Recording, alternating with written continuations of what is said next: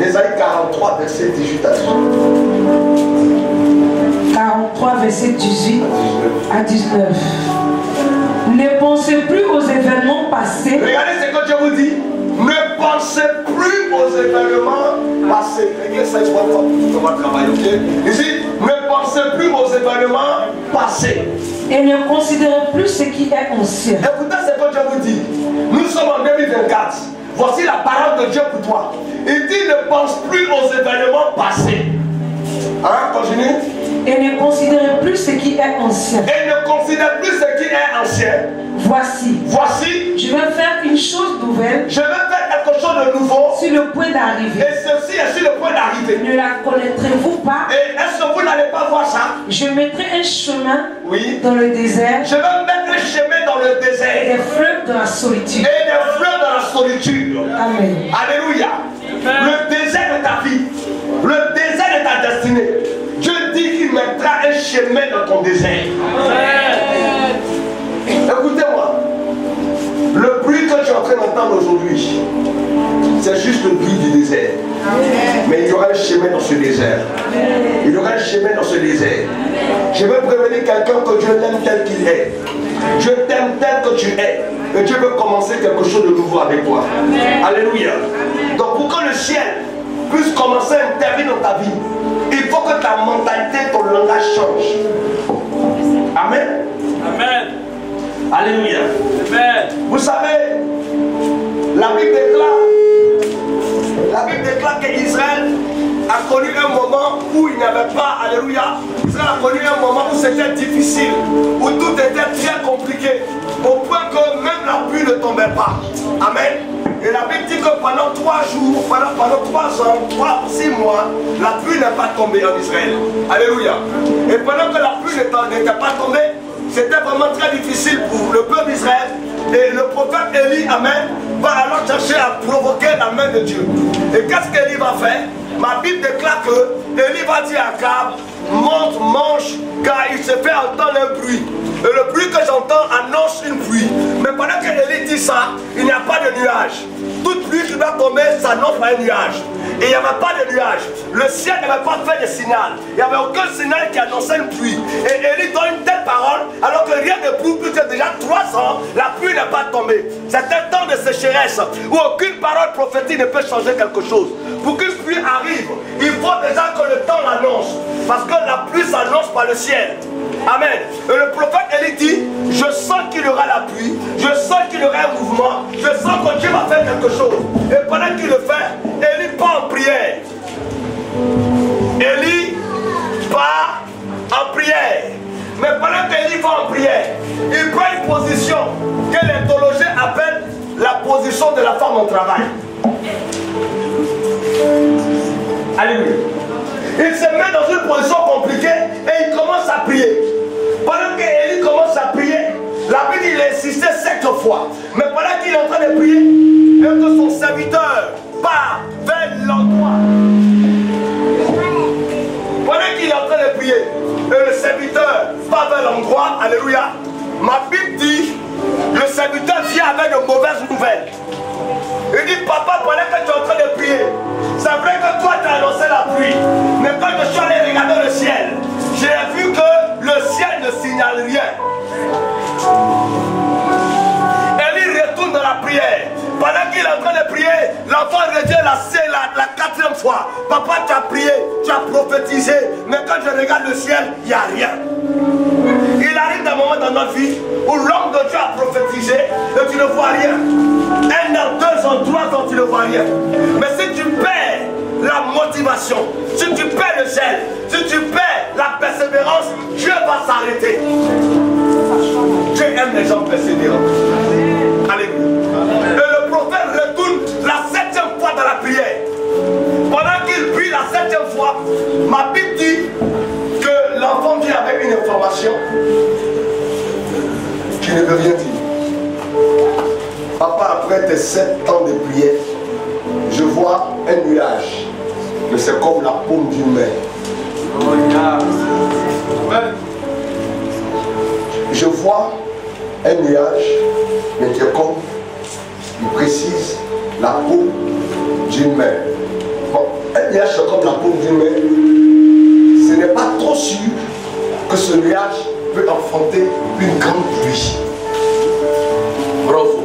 Vrai. Bravo. Vrai.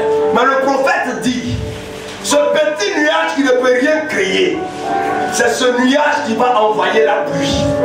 C'est ce nuage qui va affronter la pluie. Souvent, ce que tes yeux te montrent, souvent ce que tu entends, souvent ce que tu vois est différent de ce que Dieu voit. Tu peux voir quelque chose d'insignifiant, mais Dieu ne voit pas ce qui est insignifiant. Dieu voit ce qu'il prépare faire dans ta vie. Toi, tu peux voir que Dieu n'a rien fait cette année, mais Dieu voit combien de fois il t'a sorti de certaines batailles. Dieu voit combien de fois il a voulu te tuer, il t'a épargné. Dieu voit tout ce dont il t'a fait sortir. Pendant que toi, tu regardes, je n'ai pas eu l'argent. Tu regardes, je n'ai pas eu ceci. Je dis, mais j'ai préféré ne pas te donner l'argent et te faire sortir de la mort, parce que si tu mourais, tu n'aurais pas témoigné. Vérité. Dieu ne fait pas toujours ce que nous voulons, mais Dieu fait ce qui est bon pour nous. Il dit un nuage comme la paume d'une main. Et la Bible dit, le prophète a dit, si le nuage est apparu, c'est que la pluie va venir. Il y a des signes qui ne trompent pas. Quand Dieu commence à travailler dans ta vie, il y a des signes qui ne trompent pas. Et les signes qui ne trompent pas, quand Dieu veut agir dans ta vie, il commence par te donner la paix d'abord, la tranquillité, ton âme devient tranquille. Toi qui étais agité, on dit tout à l'heure, la soeur, n'est-ce pas, Marie-Josée qui a rendu le témoignage, que chaque année son âme était troublée. Mais quand Dieu commence à agir, Dieu permet que ton âme devienne tranquille.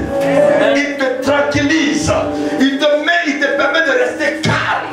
Parce que quand Dieu prend la direction de ta vie, le volant de ta vie, frère, même si les accidents viennent contre toi, l'accident ne te fera rien, parce que Dieu connaît le chemin. Amen. Dieu connaît le chemin. Ils ont fait une embuscade à Israël. Mais pendant qu'eux ils pensaient que c'était l'embuscade qui allait tuer Israël, Dieu s'est servi de leur embuscade pour eux-mêmes les confondre. Quand tu marches avec Dieu, c'est que l'ennemi prévoit pour te détruire. C'est ce que Dieu utilise pour t'élever. Pendant que le diable a utilisé la croix pour humilier Jésus, la Bible déclare que Jésus avait prophétisé pour dire, c'est quand je serai élevé, c'est alors que je serai glorifié. Il fallait qu'on le mette sur la croix. Et quand on le lève, on le met en haut. Pendant qu'il pensait qu'il le faisait souffrir, Dieu était en train de vouloir le faire se glorifier. Je vais dire à quelqu'un cette année, peu importe ce que tu as vécu en 2023, une nouvelle est en train de vouloir s'accomplir. Dieu dit tu oublieras les anciennes choses parce qu'il tracera un chemin dans ton désert. Dieu te permettra dans 2024 de rendre des témoignages plus grands. Mais pour que cela soit possible, ton langage doit changer. Change ton langage. Touche le fond de quelqu'un, dit change ton langage. Dis commence à parler comme un grand. Dis commence à parler comme le fils d'un roi. Alléluia. Alléluia. Alléluia. Quand le ciel parle, la terre reçoit les informations. Dis à quelqu'un quand le ciel parle, la terre reçoit les informations. Je veux parler à quelqu'un comme étant un homme connecté au ciel.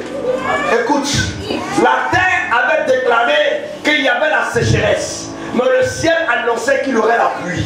Je ne sais pas ce que ta terre est en train de te dicter. Je ne sais pas ce que ta terre est en train de te dire. La terre de ta famille, la terre de ton travail, la terre de tes activités. Mais je vais te dire une chose. Il y a un bruit qui s'annonce.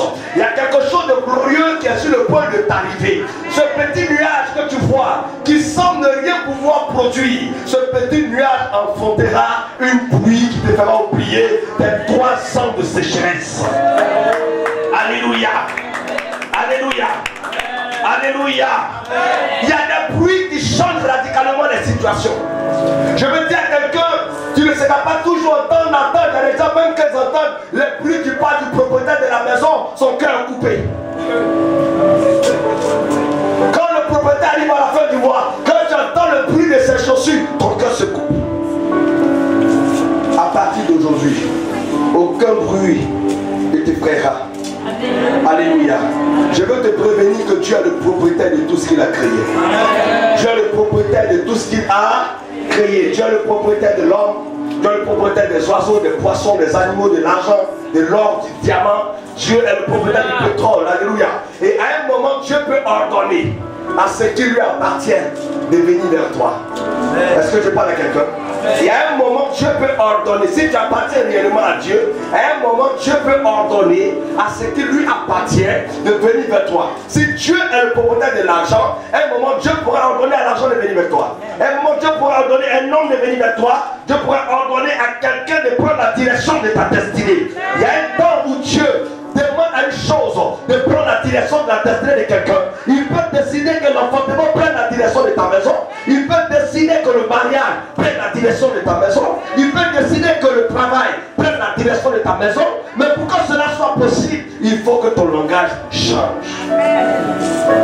Le langage de l'homme peut arrêter le mouvement de Dieu. Alléluia. Alléluia. Dieu est un Dieu qui parle et qui agit. Et quand Dieu parle, tu ne dois pas douter. Vous savez, la Bible déclare que le prophète Élie, dans un moment difficile, Dieu va dire à Élie que toi, les hommes ne vont pas venir t'aider. Ce sont les corbeaux. Ils vont t'envoyer à manger.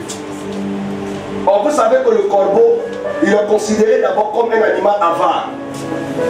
Le corbeau, c'est un animal qui ne partage pas. Il est égoïste. Amen. C'est un animal encore qui est classé parmi les animaux impurs.